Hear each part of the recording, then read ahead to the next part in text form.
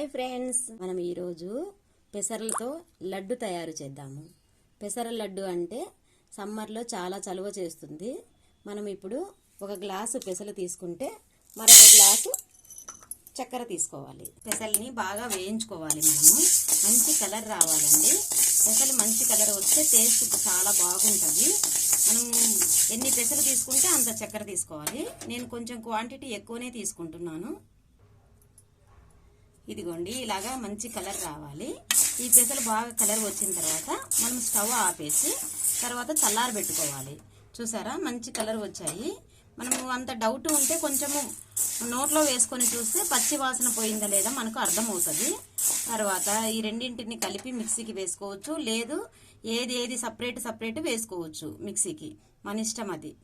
Friends, నేనైతే ఈ గ్లాస్తో, పెద్ద గ్లాస్తో 2.5 గ్లాసు పెసలు ఉన్నాయి. నేను అందుకు 2.5 గ్లాసు చక్కెర తీసుకుంటున్నాను. ఇదిగోండి, ఇలాగా ఫుల్గా 2.5 గ్లాసు పెసలు ఉన్నాయి. 2.5 గ్లాసు చక్కెర తీసుకుంటున్నాను నేను. ఇదిగోండి, 2.5 గ్లాసు చక్కెర తీసుకొని నేనైతే 2 కలుపుకుంటున్నాను. కలుపుకొని 2 కలిపి మిక్సీకి పట్టుకుంటాను. ఇదిగోండి, ఇలా మిక్సీ జార్లో వేసుకున్నాను. ఇది మెత్తటి ఫైన్ పొడిలాగా చేసుకుంటాను. ఇలా మెత్తగా పొడి అయిన తర్వాత దీన్ని మిక్సీ జార్ని తీసేసి నేను ఒక జల్లెడలో ఒక పేపర్ పెట్టి పేపర్లో జల్లెడ పెట్టాను. జల్లెడలో ఈ పిండి వేసేసి మొత్తం జల్లిస్తాను. మనకి ఇలా మెత్తటి పౌడర్ తయారు కావాలి. అన్ని పెసలను చక్కెరను ఇలా మిక్సీకి వేసుకొని పొడిలాగా తయారు చేసుకుందాము.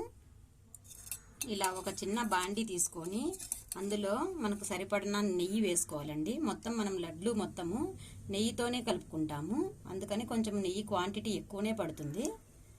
ఆ నెయ్యి బాగా వేడెక్కిన తర్వాత మనము జీడిపప్పు చిన్న చిన్న ముక్కలుగా కట్ చేసి పెట్టుకోవాలి.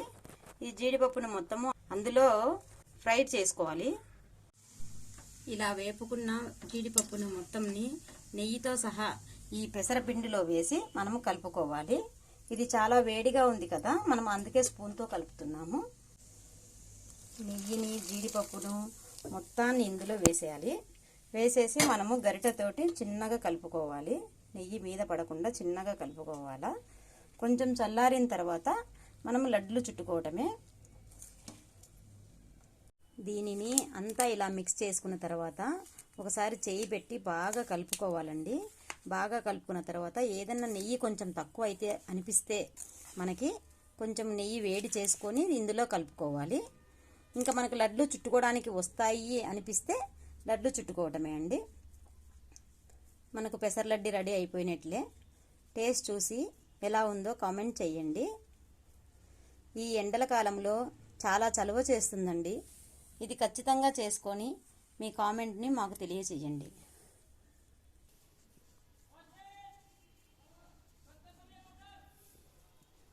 కొంచెం వేడి మీద ఉన్నప్పుడే కొంచెం లడ్లు మనం చుట్టుకోవాలి. ఈ లడ్లు చుట్టుకోవడం వల్ల మనకు విరిగిపోకుండా ఉంటాయి. మనం డబ్బాలో వేసి నిల్వ చేసుకుంటే 1 మంత్ వరకు కూడా నిల్వ ఉంటాయండి. చాలా టేస్టీగా ఉంటాయి. మనం ఇందులో వాటర్ కలపలేదు కాబట్టి 1 మంత్ దాటినా కూడా మనకేం ప్రాబ్లం ఉండదు. ఇలా లడ్లను చుట్టుకొని డబ్బాలో స్టోర్ చేసుకోవటమే. మన పెసర లడ్లు రెడీ అయిపోయినాయి ఫ్రెండ్స్. ఎలా ఉన్నాయో చెప్పండి. లైక్ చేయండి, షేర్ చేయండి, కామెంట్ చేయండి. మన ఛానల్ని సబ్స్క్రైబ్ చేసుకోకపోతే సబ్స్క్రైబ్ చేసుకోండి. Bye friends.